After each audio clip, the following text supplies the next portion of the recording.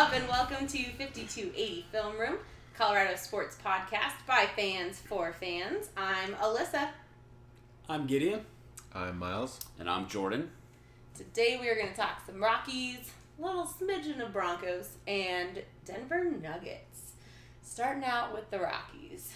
Much happier than we were last week. Things are looking up, my friends.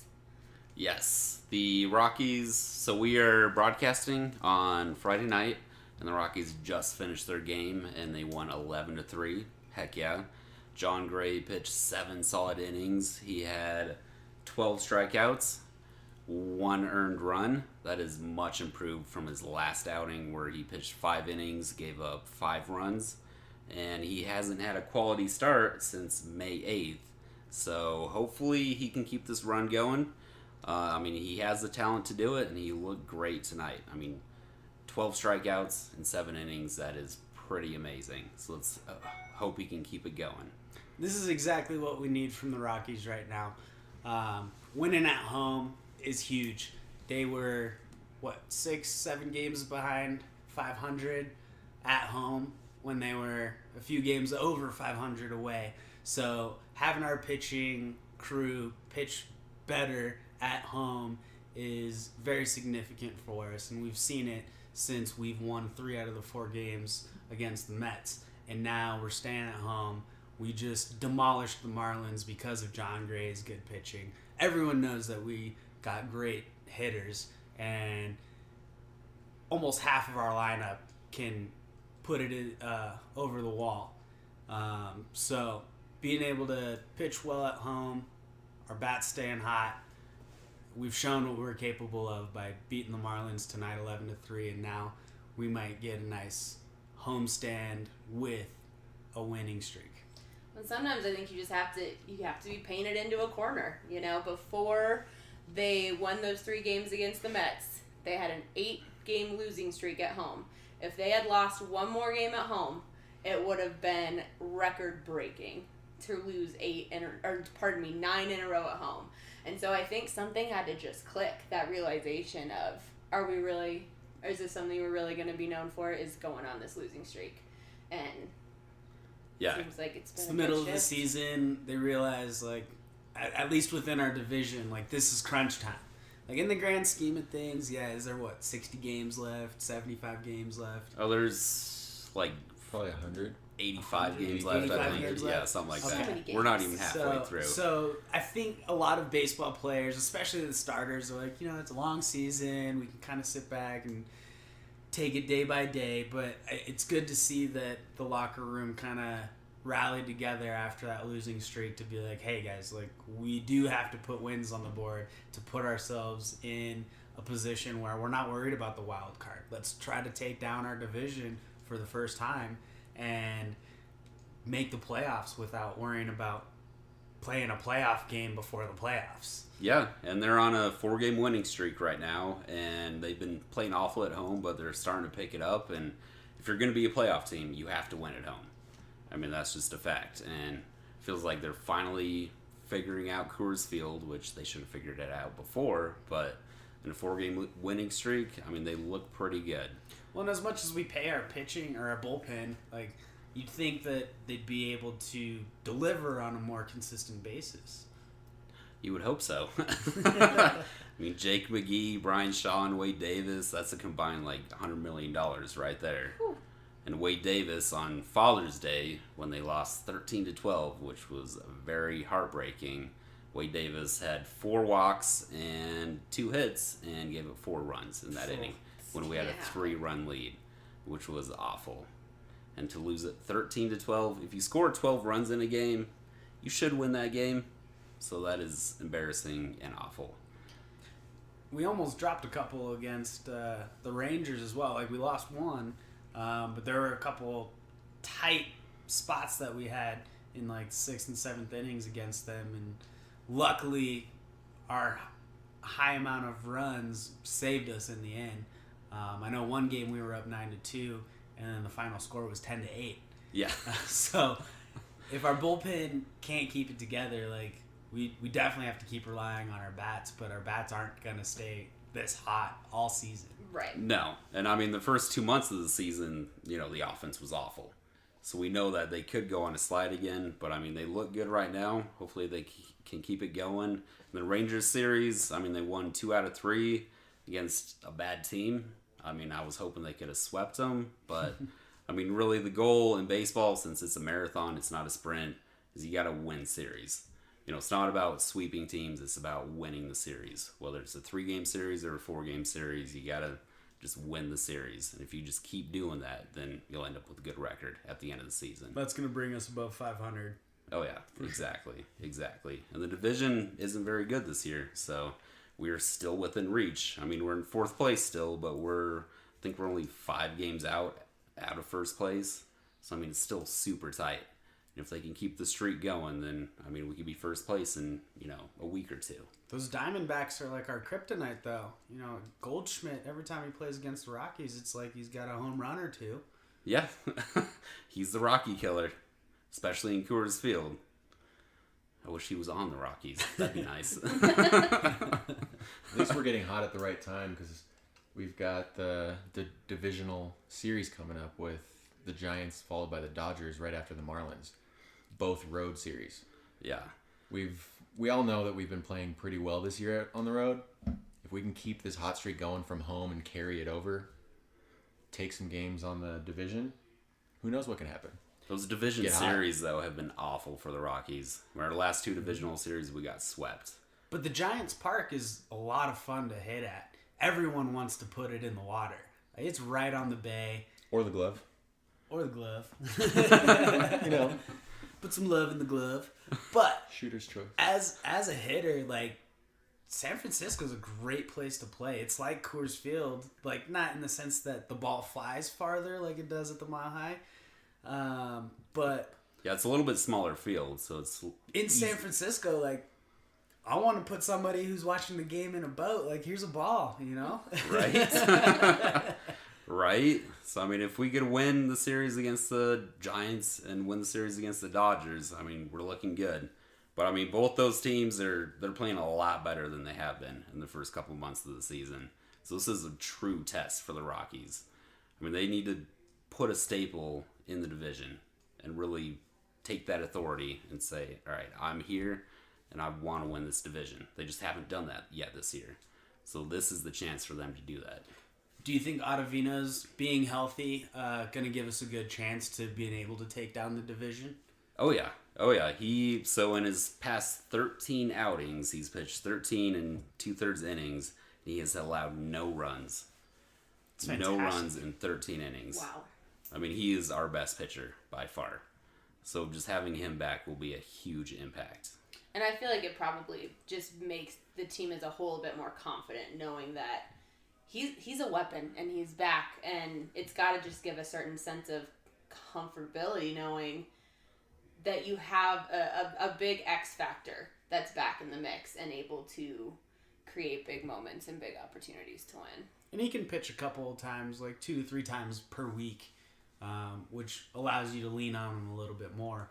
But also coming off injury, you don't want to rely on him too much to get you out of some kinks, which is why it's so great to see Jon Gray pitching fantastic. That way you don't have to rely on your all-star closers to finish the game out for you. Yeah, I mean, if we get our starting pitchers to pitch 6 or 7 innings consistently, then our bullpen will stay rested, and they should improve, and they'll be relevant at the end of the year. Because the problem with using your bullpen early in the season is they're going to be tired by the end of the year, and they're going to be useless. Of course, they've already been useless, so... This was just such a big breakout game for Gray, kind of coming back, and it was huge redemption for him tonight to pitch so well after really just truly not being able to deliver at all. And so hopefully this is a big shift in his confidence and it can continue. Yeah. I think the big driving force for the Rockies is definitely going to be the bullpen, as we've talked about, but for Kyle Freeland to really come into his own.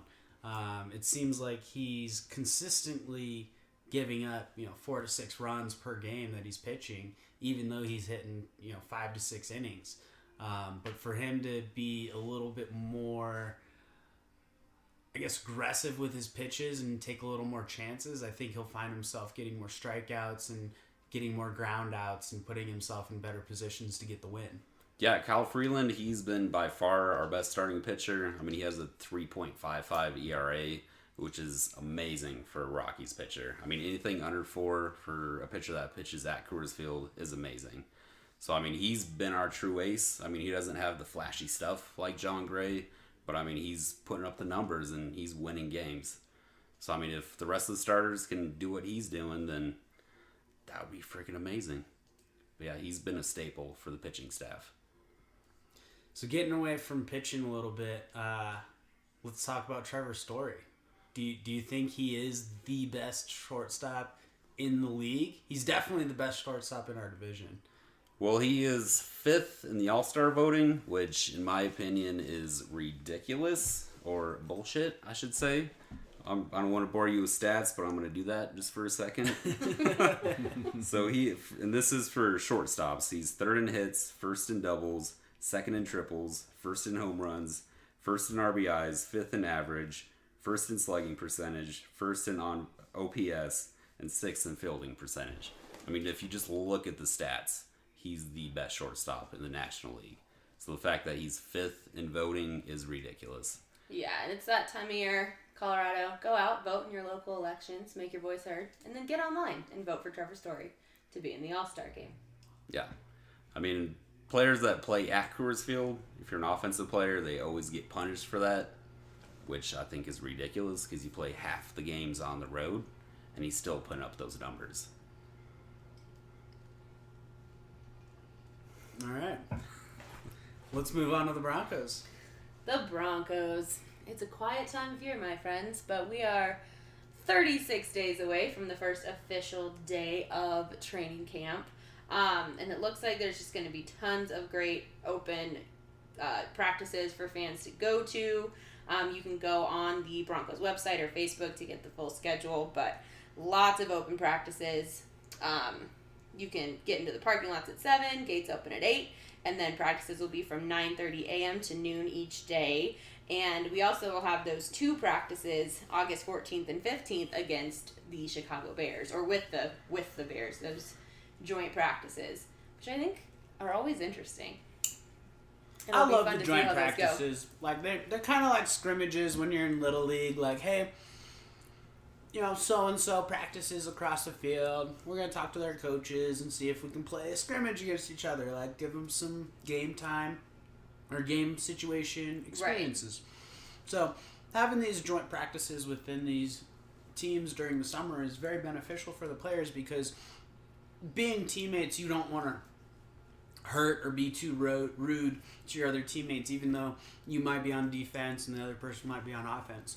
When you have another team come into your home to practice with you, like, you can get pretty nasty. Last year we had a couple fights with the 49ers. They did not want to deal with us at all. Our defense wanted everything to deal with them because they had no quarterback at the time. They had no offense. 49ers were looking bleak. There's always drama when you have the joint practices. Because, I mean, you're playing with an opposing team that you want to beat the shit out of them for a week. So there's always going to be that drama. And leading up to the preseason matchup. Vance Joseph, about how much he loves those joint practices. Because he was explaining it. It makes sense. You figure each other out. When your offense is playing your defense, and, that's who you're practicing with all the time, you figure each other out. And he said that for him, watching those joint practices is when he can really tell who the playmakers are going to be. And that's kind of where you earn your spot in a sense, because it's how are you taking what you've learned and then matching up against an actual opponent. How are you going to apply that to a individual that you don't know? Yep. Because when you're practicing against the same receivers, or you're practicing against the same defenders over and over again, like, you get a sense of what their style is and what they're capable of doing and what they're probably going to do, because not everyone is completely indiscernible. Like, everyone's got their own way. Some people like to go left, some people like to go right. Emmanuel Sanders loves his double move. So as a defender, like, you need to learn how to defend on things like that. And as an offensive player, you get to learn the defender's weaknesses when you play on their same team.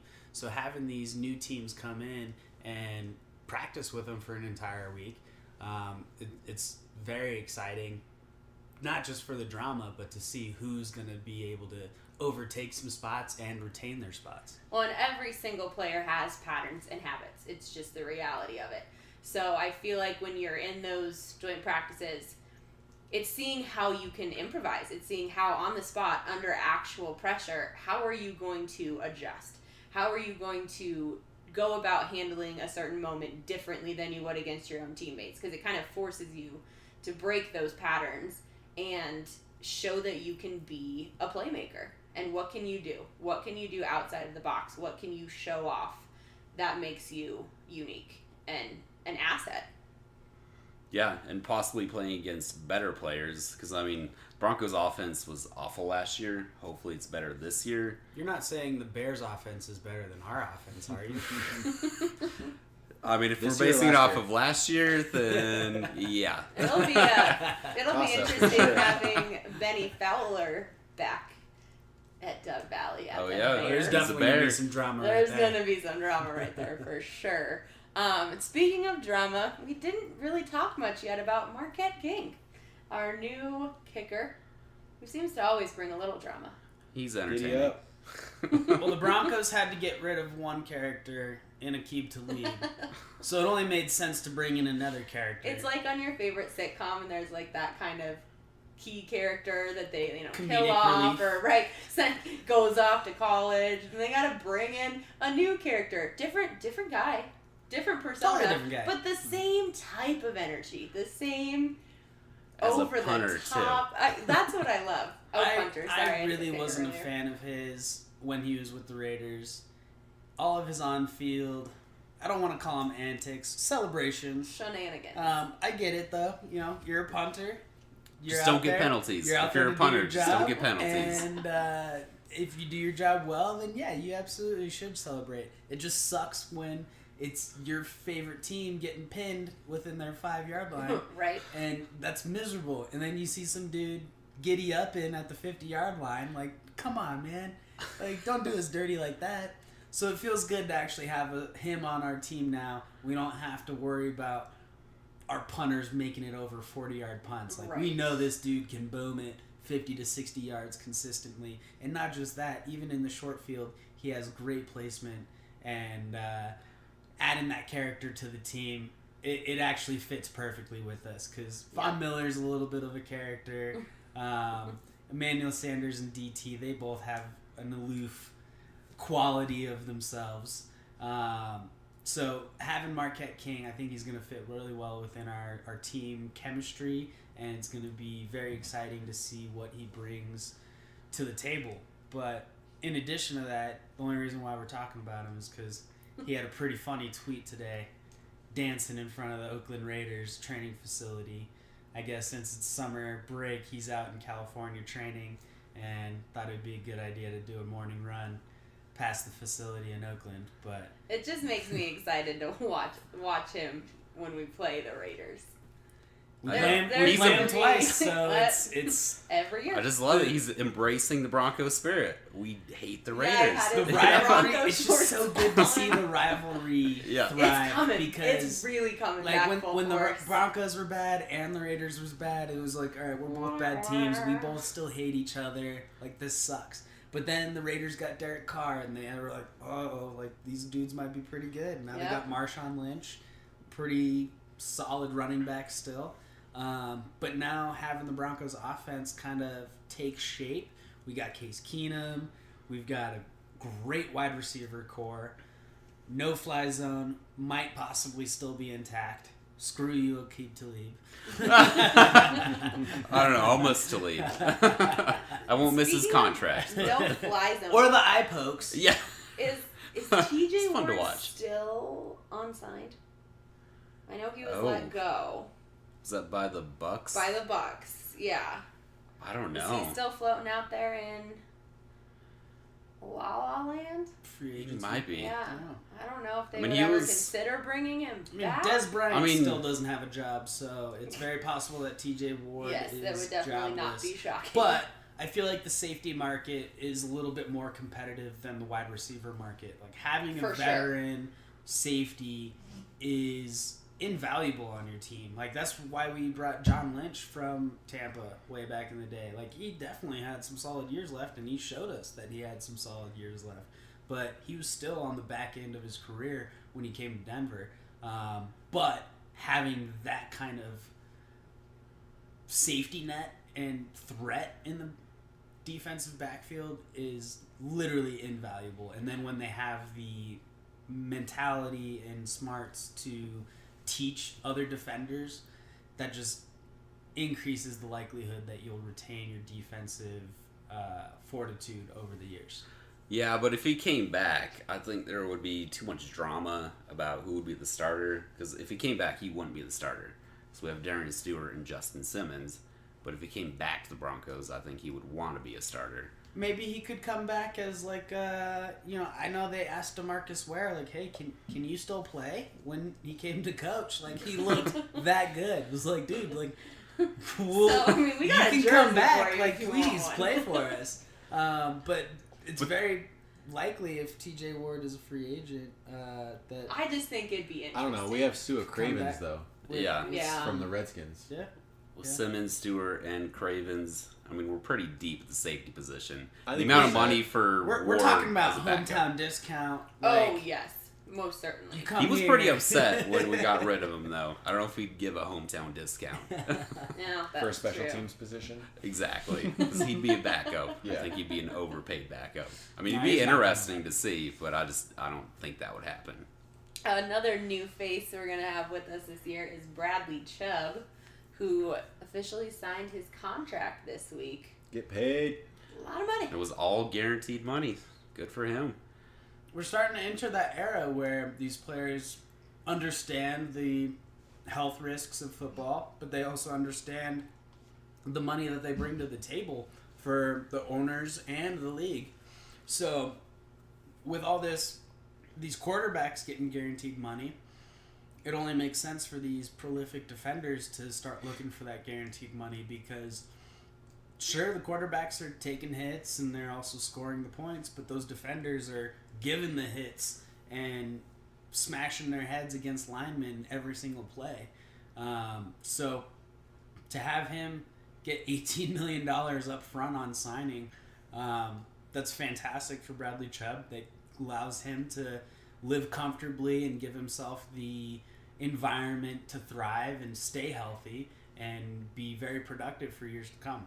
I just can't even imagine getting $18 million in a moment. Well, and it's That'd be very That's insane. it's a very team friendly contract because this is spread out over 4 years.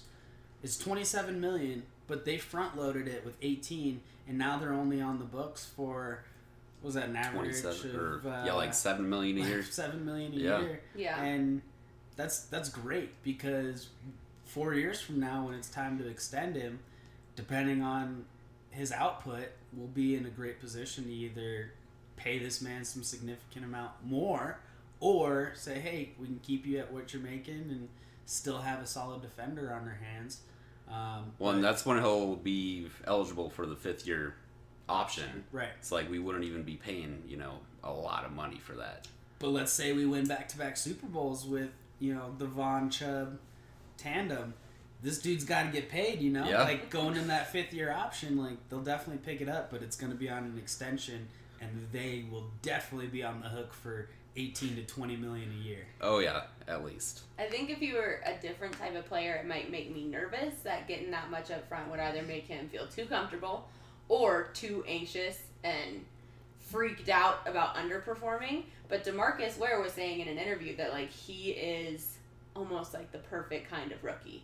Like, comes in no ego, like, fully understanding that he is there to learn, trying to completely engage himself in being as educated as possible, not only on his position, but on, the team game plan as a whole, and that he's there to earn his spot. He doesn't have that kind of, young guy mentality that a lot of rookies do that first come into the league and think that they're, hot shit.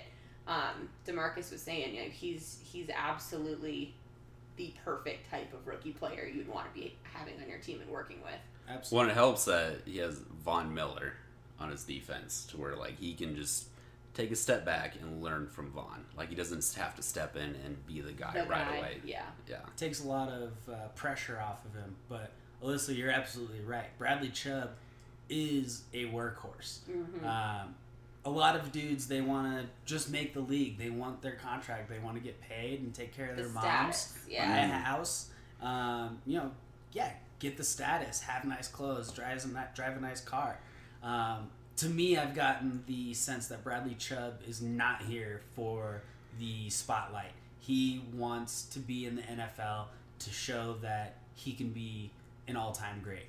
I feel like that's a lot of expectations as a fan for a rookie, but I think the Broncos have surrounded not just Bradley Chubb, but all of their rookies prospects with a significant amount of resources that they can use to establish themselves and become very, very productive players within the NFL.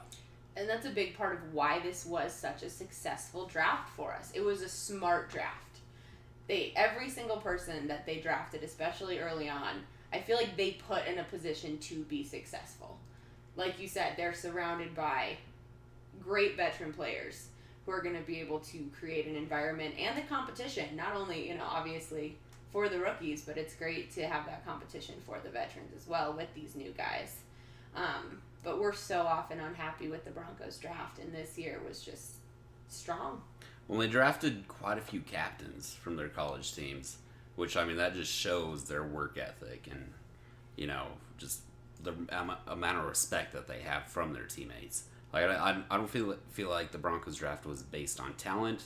It was a lot of just character, which is different than what the Broncos have done in the past. And I hope that works out, and I really like it. That's going to give us a very strong locker room. Obviously, our top voices in the locker room this year is going to be Case Keenum. He's a natural leader, obviously as our quarterback, but he's also proven that, hey, I can make some plays. Von Miller, he's definitely our team captain. But between Emmanuel Sanders, Chris Harris Jr., possibly even Derek Wolfe, in closed-door meetings, Derek Wolfe is a huge leader. He's very vocal. He might seem like, kind of a quiet but definitely not held back dude on the field. Right. But in the locker room, he wants to make everyone around him better, and he wants to be the best that he can be.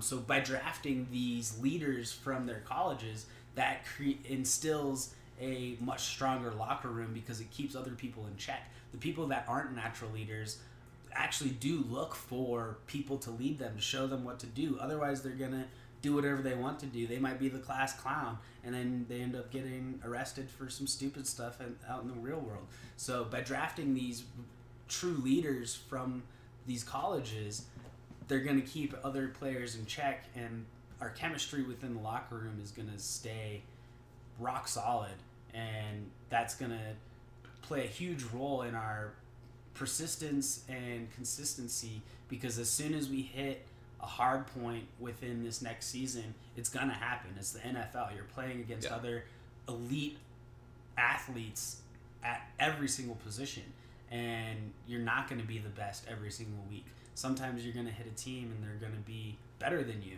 and if we can't bounce back from that, then you go on a losing streak.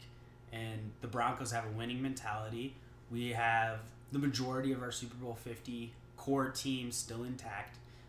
So that provides these young guys significant amount of leverage to their NFL careers. Yeah, and the Broncos haven't had 2 consecutive losing seasons since, it's been 20, 25 years. And I feel like they're making a step forward, and hopefully we can avoid that with the players that they drafted. Yeah. Hashtag Dynasty. Here's hoping, kid. Here's hoping. All right. Well, Well, unfortunately, that's really all the Broncos stuff we have. It's the quiet time of year. But luckily, things just got more interesting with the Denver Nuggets. The draft was yesterday? Wednesday? Yesterday was the draft. Yesterday. It was in New York, I believe. The Nuggets drafted 14th overall. And going into this year's draft, I know a lot of Nuggets fans were not necessarily disappointed, but not excited. Definitely not excited for this draft. Typically, when you're drafting, 13 to 20, there's not much in there. You're drafting some pretty general players that are good, but they could be great. They could be not so great. They could just be bench players for 10 years, which isn't bad. But hopefully, the Nuggets took a nice little gamble, drafted Michael Porter Jr. A year ago, he was projected to be the number 1 pick of this year's draft when he was coming out of high school. Unfortunately, in his first game of his college career, he got injured, which led to back surgery in, I believe, October of 2017. He was able to come back towards the end of their season. He played 2 games, ended up getting double-doubles in both of those games, and showed that he was a threat to be had on the court. So because of that injury and the surgery, he fell down to number 14. Watching the draft, I know a lot of New York Knicks fans were upset with the draft choice of Kevin Knox, I believe is his name. Mm-hmm. So after Knox was drafted, the Knicks fans were chanting, "We want Porter." This dude has a ton of upside. We're looking at pretty much a next level LeBron James. He stands KD?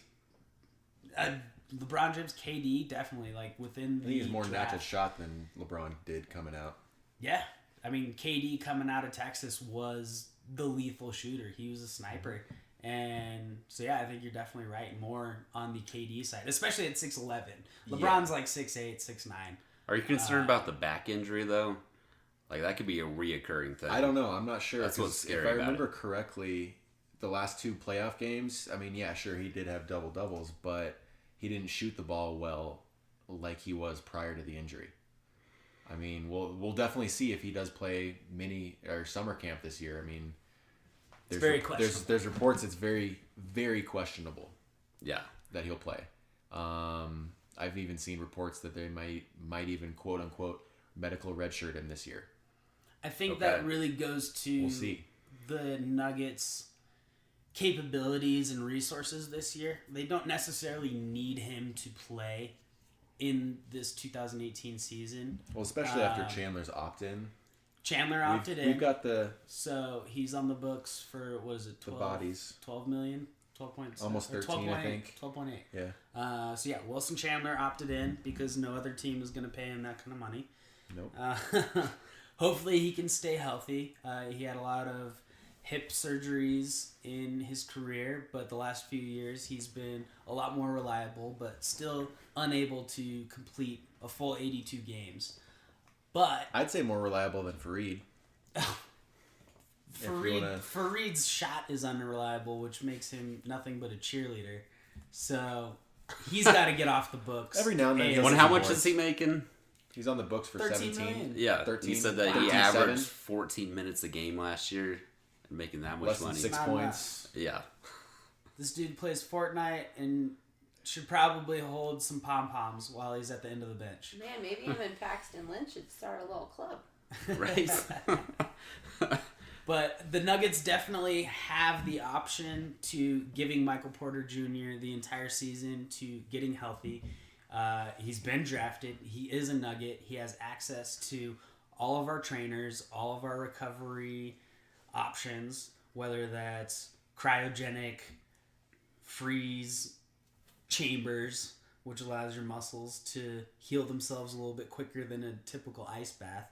But, talking about chiropractors, acupuncturists, massage therapists, things that he didn't necessarily have access to when he's in college. He might have access to some students that are massage therapists. Like, I don't want a student acupuncturist poking holes in me. No way. So being a professional athlete gives you tremendous more upside. And if Michael Porter Jr. sits out this season, I do trust the Nuggets medical staff enough. If they make that decision that he takes an entire year to get healthy, within his redshirted year, he would still be a rookie the next year, similar to how Ben Simmons was a rookie this year, even though he was not a rookie this year. Yeah. But technically, the Nuggets definitely have the option to keeping Porter Jr. out and still possibly making the playoffs. We got to stay healthy. yeah. We got to stay healthy. We've got a lot of veteran players on the books for a lot of money, but the majority of those players are definitely injury prone. We've got Paul Millsap on the books for $30 million plus. He didn't even play 40 games last year. And yeah, he missed half the season, and that was the driving factor of us missing the playoffs. We played a soft playoff game against the Timberwolves at game 82 of the season, the last game of the season, and we lost. I mean, he's that like quiet undertaker on defense that really locks it down and kind of gives us some stability on that end. Millsap's a great all-around player, but having him gone, especially in like the last third of the season, or the beginning of the last third of the season, was huge. Like right before the All-Star break, he missed, I think, 20 games, and we lost the majority of those. And that put us deep. We were number 5, number 6 in the seeding at that point, and that dropped us to like 9. And then we stayed there the rest of the season, and we had the opportunity to beat the Timberwolves, make the playoffs, and we dropped the ball in overtime. And now we're on the outside looking in. Obviously, the Western Conference is very difficult to win games in, or win playoff games especially, with the Warriors, the Rockets. Yeah, even if the Nuggets made the playoffs last year, we all know how that would have gone. They probably wouldn't have got out of the first round. They would have played. Probably would have been. They would have played the Rockets. Yeah. The Rockets would have had home court advantage, but the Rockets took care of the Timberwolves, much like they would have taken care of the Nuggets. But the Western Conference is very, very strong. So for the Nuggets to have any opportunity to make it a finals push like they did back in 2008, 2009, they're definitely going to have to get at least a number 5 seeding. You don't want to go into the playoffs playing a hot team like the Rockets or the Warriors, because they're definitely going to dismantle you. But the Utah Jazz definitely showed us. I think they were playing the Rockets in the second round, and they gave them... Mitchell just went off. Or maybe it might have been the third round, the semifinals. But yeah, Donovan Mitchell went off and showed us... Well, Rubio was still out then, too. Yep. So... But the Jazz as an underdog showed us that if definitely you are 5, 6 seed, you can make a push and give one of those top 2 teams a run for their money. But going back to our draft picks, Jared Vanderbilt, where's he coming out of? Vanderbilt. I believe it's Missouri, or I don't know. What surprises me the most is the confidence that is, I guess, somewhat assumed on our end. I don't know too much about the Nuggets medical staff, but both of the top 2 picks that we had came off injuries last year where they missed some time. Vanderbilt missed 14 games with his team, I know that. Porter missed almost the entire season. Sans 3 games. You got to trust the scouting staff, I guess. Yeah, it'll be interesting because Vanderbilt's more of a transition defensive player for rebounding and doesn't really have his shot honed in. So it'll be interesting to see how much work he gets in on that. But we definitely need some assistance with a little bit of a transition game, more stability on that end, I should say. I think it was a little bit too sporadic with Will Barton. Personal opinion, although he is in the running for Sixth Man of the Year. Was Sixth Man of the Year. Yeah, I'm not sure who won Sixth Man of the Year last year. Have they even had I don't even think they had their award ceremony yet. I think they're supposed to have their award ceremony on Monday. Oh, nice. Yeah, that's right around. That's soon.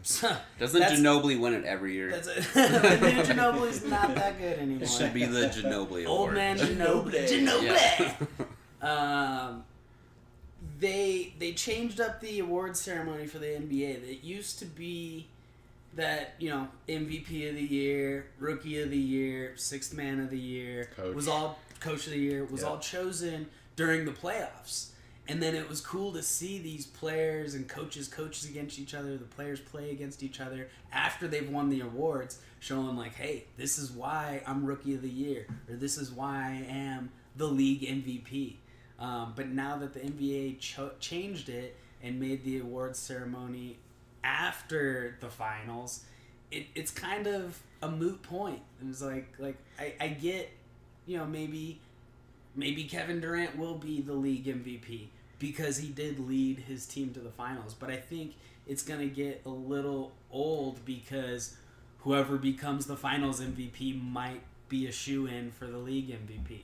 Definitely a few years ago when Andre Iguodala won the finals MVP, there was no chance that he would have gotten league MVP. But in the series of the finals, he was absolutely lights out. Is this supposed to be based on the regular season though? The league MVP, is supposed to be based on the regular season. I think it should be James Harden if it's based on the regular season. This year, James Harden is definitely leading the voting. I'm pretty sure he's the shoo-in for league MVP. I'm pretty sure this year he led the league in points. Yes. Scoring leader? What's that? Per game or scoring leader? Both. All points per game is scoring leader. We know less in the terms of the NBA voting, of the MVP voting, they don't necessarily look at total points scored. They look at points per game. Okay. Because it's at how you. Because I know he had the most points per game in the league. Yeah. And it helps with his drives and getting to the free throw line. I don't know if he averaged double digits, just like quadruple pumps and he gets fouled. 7-8 free throw attempts per game. At least. I know. I'm not sure how many free throw points per game he was averaging, but I do know for the attempts, the next closest player to him for the season was Russell Westbrook, and he was a couple hundred free throw attempts behind James Harden. Dang. So James Harden is miles ahead of everyone else when it comes to free throws. This dude will score 15 points on free throws in a single game. Right. Yeah, the last 4 years, he's averaged over 10 free throw attempts per game while shooting at a clip of at least 85% per year. Nice. So, I mean, that's just... He goes to the line and he makes them if he can draw those fouls, heck yeah. Mm-hmm. Those awesome. and ones are huge, especially driving at home. He's such a good shooter. Worst case, he can kick it to Chris Paul, or Chris Paul can kick it to him. Yo. Rockets are a scary team. Oh, yeah. And James Harden used to be Oklahoma City's sixth man. So I feel like Will Barton's definitely looking to be the next James Harden, as crazy as that sounds, because he definitely doesn't have the production that James Harden had when he was on the Thunder. But Will Barton has definitely shown some significant flashes, some leadership, and consistency to make the argument that he's definitely a starter on almost any team. But I think, personally, he's probably demanding too much money for a starting role when the expectations from him might not be met for whatever salary he personally is looking for. Regardless, even if we did re-sign him, we're going to be in the luxury tax almost anyways. Yeah, so we've definitely got to shore up some of the cap space that we've got split up amongst multiple players. As a person with limited NBA knowledge, I am learning this luxury tax thing. So there's a cap, right? But if you go over the cap, you simply pay a tax. It's just like baseball. Okay, gotcha. All right. So You can pay to win. great. Just like the But you have to- microtransactions in Candy Crush. You want to pay to win? You got to pay the luxury tax. Or you wait for your hearts. So, and just kind of looking at that from a financial standpoint, is there anyone that's currently like on our roster, or it's going to be a free agent? Like, where will things kind of shift around? Will money open up, or does it not matter? Do we just pay the luxury tax and hope to pay to win? Well, Like, what's the dynamic of that? just like with any other sport, there are contracts, and contracts run for multiple years. Now we're getting, like just with football, we're getting into more guaranteed money Right. for these players. And we recently have seen the switch to super teams in the NBA.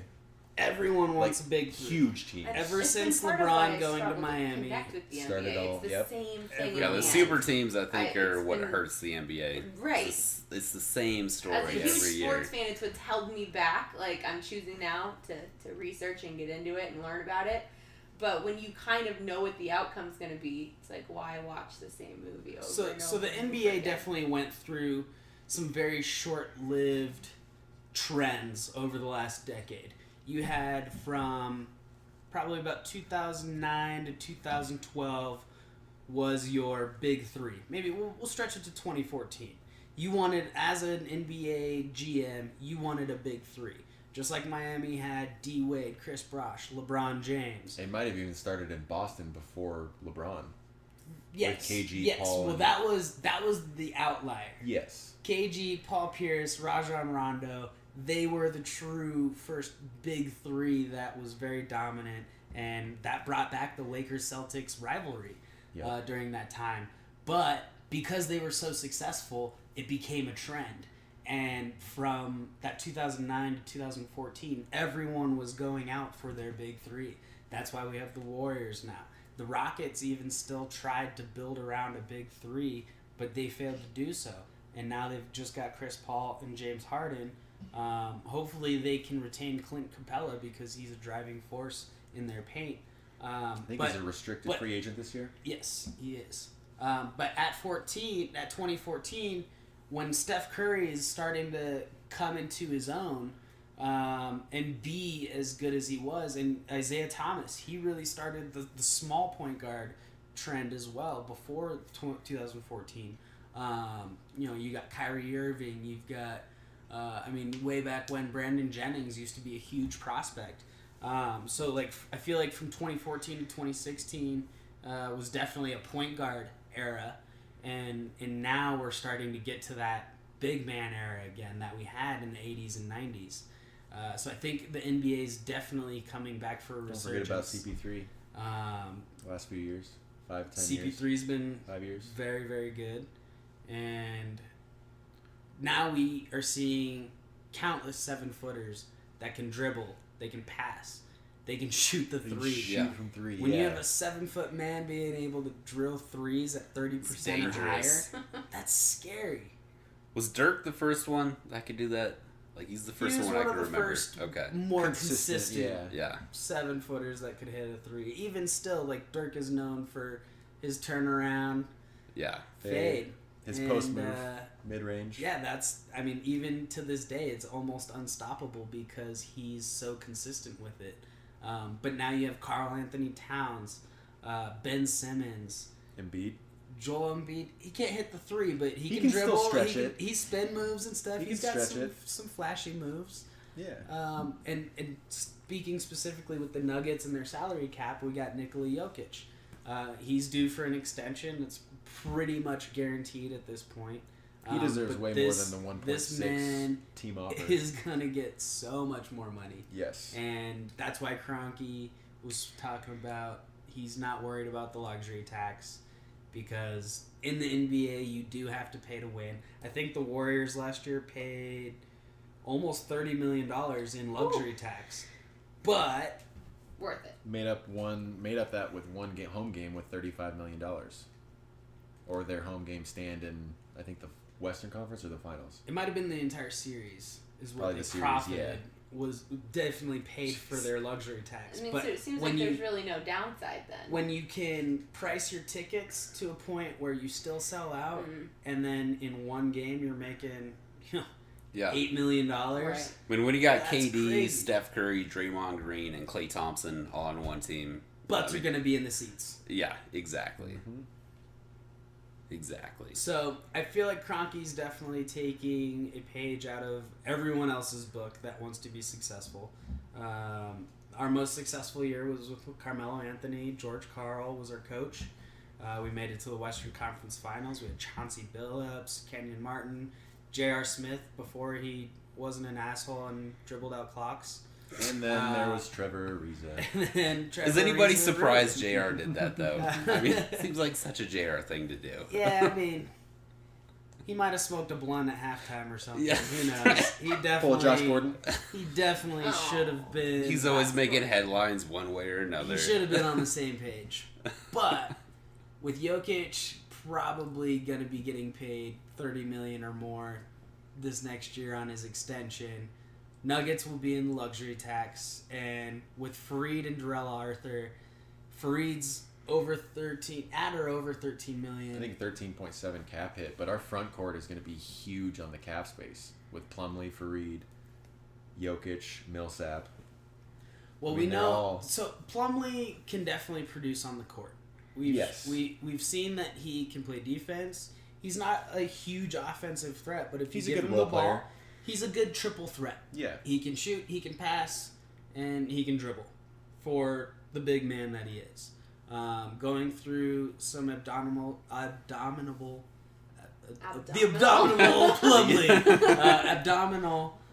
surgery this summer. That's going to be a significant procedure to bounce back from.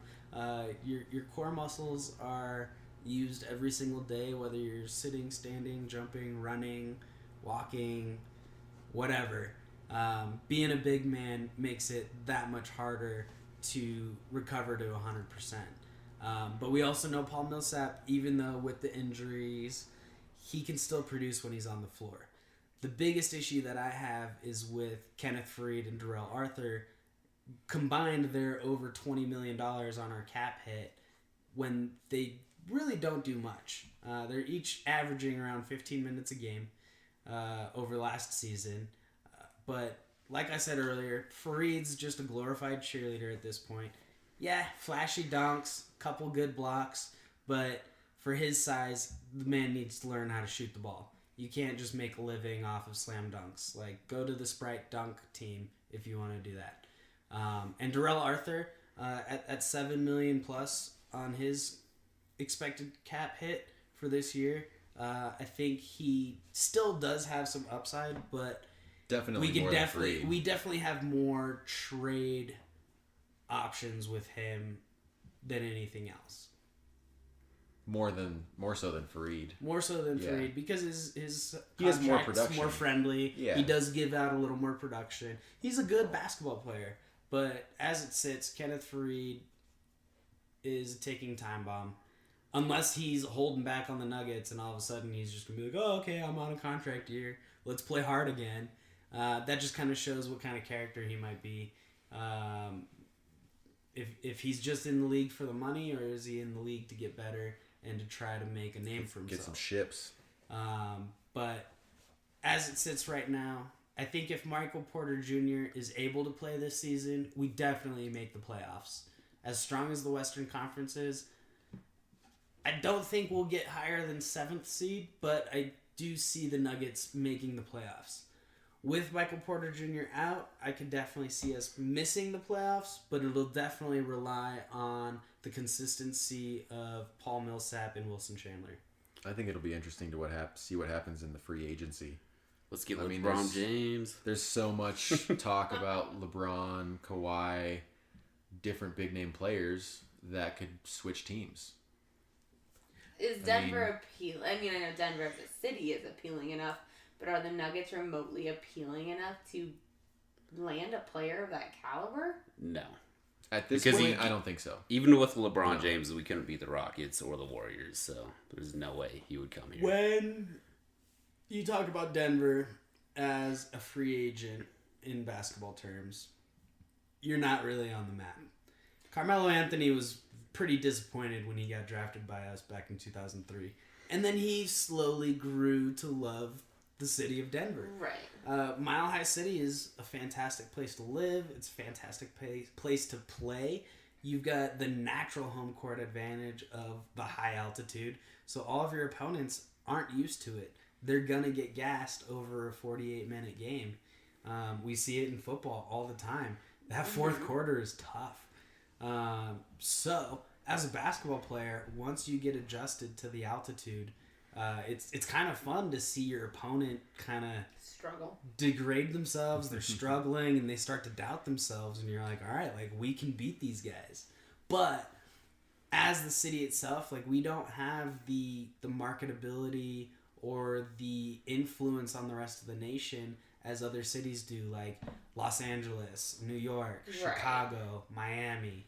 The only reason why LeBron went back to Cleveland is that's his home. They felt like he left them, and he promised them a championship. And now that he's brought that championship to Cleveland, I think it's okay for him to leave if he decides to do so. But I definitely don't think Denver is on LeBron's radar. But I do think we have a better chance of landing Kawhi if we can figure out the right trade with the Spurs, because right now Kawhi is still under contract with San Antonio. But he does not want to be there. Not So I feel like there is going to pretty be sure he a wants trade. to be in LA with the Lakers. Either there or stay in San Antonio. Stay in San Antonio? LA, I don't know LA about is that. number one on his list, but I think Denver, I feel like could probably be on his top 5 list, because San Antonio is a very small city compared to the grand scheme of things, much like Denver is. I've been to San Antonio a few times. Great city. They got a fantastic river that runs through the middle of it. They got great shopping centers, movie theaters, great bar district. It's just not a large emanating city like Dallas, Austin, LA, New York. I mean, when you have Pop and the core team that they've had over the last 15 years, it's just absolutely nuts, and that's what's driven their NBA prowess with the marketability. But even San Antonio drafted Kawhi Leonard, so he still had no choice but to stay with San Antonio. And now that he's a free agent, or not a free agent, but within his last year of the contract, he's looking for an extension. But What about LeBron to San Antonio? Oh, I haven't thought of that. Team up with Pop, Kawhi. I mean, if Kawhi stays, that could be interesting. I mean, they still got Pau Gasol, LaMarcus Aldridge. That could be a force. Tony Parker might be able to play 40 games next year. I just don't see LeBron coming to the Western Conference. I'd be surprised. It would be a but poor decision on LeBron's end if he did come to the Western Conference, because he's already lost to the Warriors twice in the finals. LeBron's shown us that he can take his team to the finals because it's LeBron James. Almost any team in the East. I mean, if Houston could find some way to fit him in, I think that would be the only way he would come to the Western But Conference. that also requires Chris Paul staying there as well. Exactly. But Yeah. I think the driving force between LeBron's decision is going to be staying at home with Cleveland, or can he find another team with all the pieces ready to go that he can make sure that he gets another ring? Because you have to expect that you're playing against either the Rockets or the Warriors, and both of those teams are forces to be reckoned with. Oh, yeah. That's why I think he'll stay in the Eastern Conference. Just because I think no matter what team he goes to, whether it's Cleveland or Philadelphia or maybe even Boston, I mean, I'd that be team surprised if he teams up with Kyrie, but yeah. Yeah. I mean, that team is going to the finals with LeBron. It's going to be a lot easier in the Eastern Conference. The Nuggets would have been 5 or 6 seed with their record last year if they were in the Eastern Conference. I almost want to call the Celtics Eastern Conference champs for next year right now. If they can stay healthy. They were the Eastern Conference championship. They were the conference Really? leaders going into the playoffs last year. Yeah, Eastern Conference finals. So going to the. If they have Kyrie and Gordon Hayward, they gave the Cavs a tough time. Good with all Not their Cavs. rookies. With not all their not rookies. Cavs. They gave LeBron James a tough time because we know that LeBron dragged that team there. Yes. Not quite the same as back in 07, but it took 7 games, right? Yeah. So, in Boston. In Boston. So even like Jason Tatum and Jaylen Brown, they did a great job at making sure that the output was there. Terry Rozier was fantastic. Mm-hmm. And, having a veteran in Marcus Smart was huge. So losing him to free agency would be a big hit to the Celtics. But having Gordon Hayward as a full-time specialist on their starting squad would be huge. So I think they're okay with having Marcus Smart walk off. But they have enough role players to retain their position without him. Yeah. The Boston's definitely in a good position on the Eastern Conference, but LeBron's going to have to either stay at home or throw Toronto a bone and join up with Kyle Lowry after and he's owned them the last yeah. But 4 there's years. Absolutely. Even though Earl Boykins said that LeBron James had a 40% chance of coming to Denver, I personally think there's a 0% chance of LeBron coming to Denver. Earl was smoking something. I mean, it's Denver. He wanted to be back in the news, and it's fine. You're on a Google search now. It's great. Right. But, well, who has the 60% chance? If Denver has 40%, that's what I want to know. Probably Cleveland. Yeah. I mean, they just drafted Sexton, who is a pretty solid point guard coming out of college, and he's ready to produce. They already have a point guard. LeBron James. I mean, a guy who can stand on the floor draft a scientist and get out of LeBron James's way. But no, I think the Nuggets are definitely in a good position to make the playoffs this year. Much more so with Michael Porter Jr. playing. Vanderbilt being hurt, I think he's going to probably take a little bit more time to coming back. But if the news is correct for what we're hearing, Porter Jr. might very well be sitting out the entire season. So we might get a little bit of the same going into 2018 as we did in 2017. But hopefully Nikola Jokic getting a nice fat contract will give him a little more motivation to body some dudes up in the paint rather than passing off when he knows he's the bigger and stronger and more athletic individual. Those magician passes are just dirty. They're nice. They're really nice. We also got to have shooters like Porter Jr. to sink them, though. Yes. To make plays off of those. Yes. I don't think we have enough of those had enough of those last year to really overcome our injury-prone roster. Jamal Murray will definitely finally come into his own. No, yeah, but as far as the injuries go last year, it was hard to overcome that with some shooting woes. Yeah. I think Thomas Welsh will be a nice addition to our team through the draft and will offer that shooting capability that you're looking for.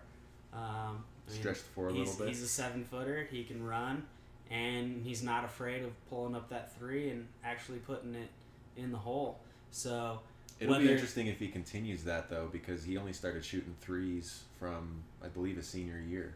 I think which he shot at 40%. Getting ready to be in the NBA draft, and that was necessary to show NBA teams that you should be drafted.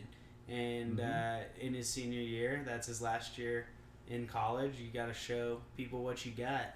And I think he did a good job doing that, and it'll definitely cross over into the NBA. But it helped when UCLA got hit by all those injuries.